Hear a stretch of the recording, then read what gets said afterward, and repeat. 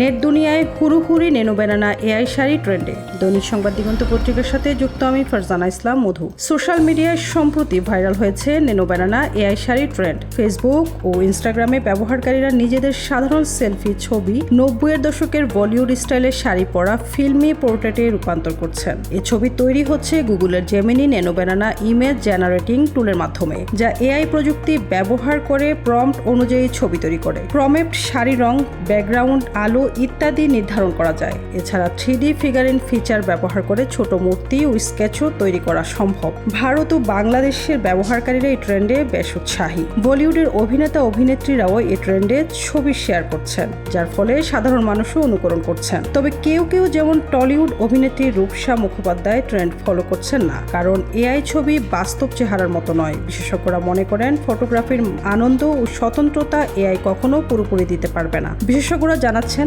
সামাজিক মাধ্যমে ট্রেন্ড দ্রুত ভাইরাল হয়, তবে তা দীর্ঘস্থায়ী নয়। শাড়ি ও বলিউড স্টাইলের অনুপ্রেরণার কারণে এই ট্রেন্ড বর্তমানে জনপ্রিয়, তবে সময়ের সঙ্গে এটি কমে যাবে। এআই ব্যবহার করে ছবি তৈরিতে প্রাইভেসি, কপিরাইট ও অপব্যবহারের ঝুঁকিও রয়েছে, যা ভবিষ্যতে গুরুত্বপূর্ণ আলোচনা বিষয় হতে পারে।